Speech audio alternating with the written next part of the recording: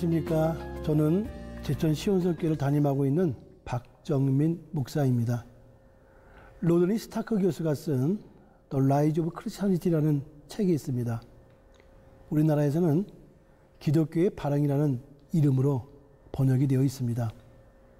이 책에 의하면 적어도 313년 기독교가 로마의 종교로 공인되기까지 당시의 교회는 예수님의 멋과 매력이 흘러넘쳤다라고 합니다.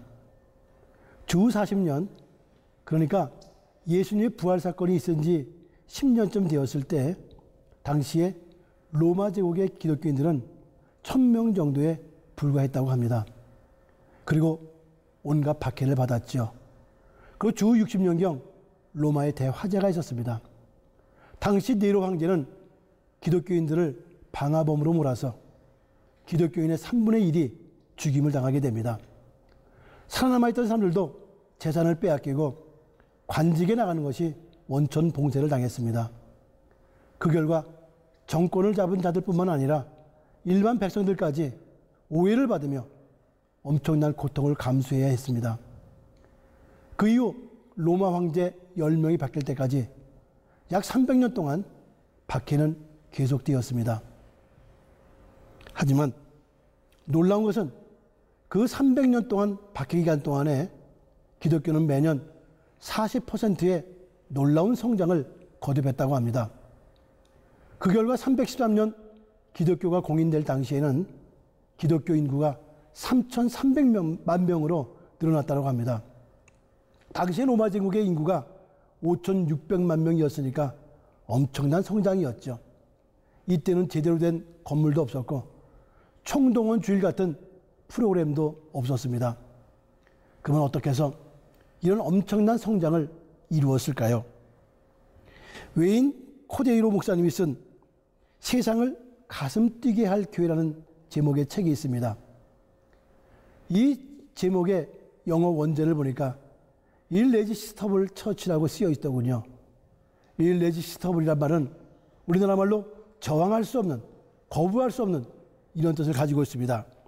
그러니까 세상을 가슴 뛰게 하는 교회는 이 세상이 저항할 수 없는, 거부할 수 없는 진정한 매력을 갖추어서 그들에게 다니며 전도하지 않아도 그들 스스로 교회로 돌아오게 만드는 매력적인 교회가 된다는 이야기겠죠. 주 165년부터 시작해서 180년까지 로마 제국에는 상상을 초월하는 역병이 돌았습니다.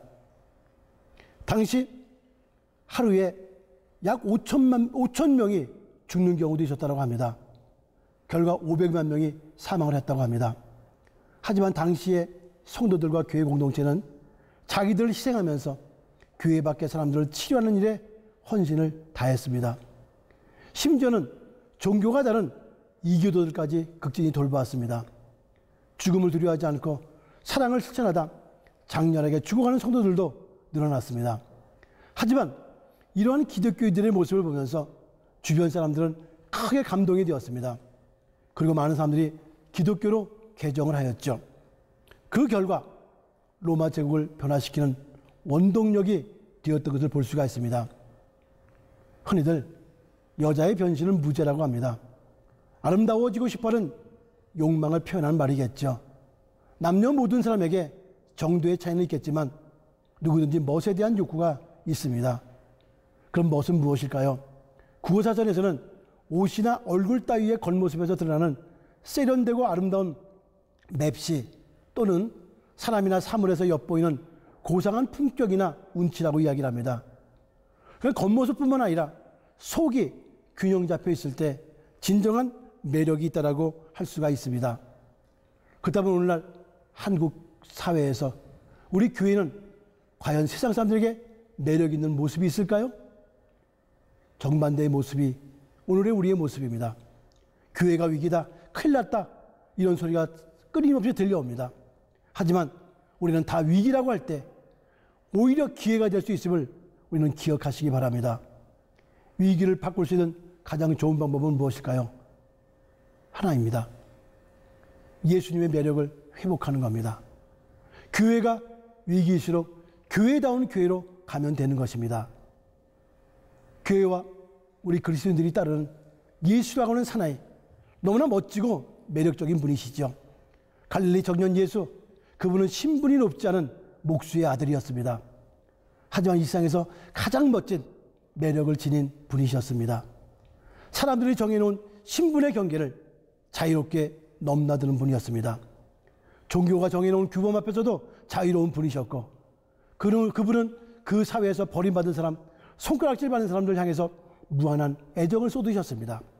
낮고 천한 사람들, 가난한 사람들, 억압받고 착취당하는 사람들, 동족으로부터 로마의 앞잡이로 손가락질 당하는 세리들까지, 창녀들, 귀신 들린 사람들, 정신병자들, 문둥병자까지, 심지어는 자기를 반대하고 죽이려고 하는 바리새인들까지 그분은 품고 사랑해 주셨습니다.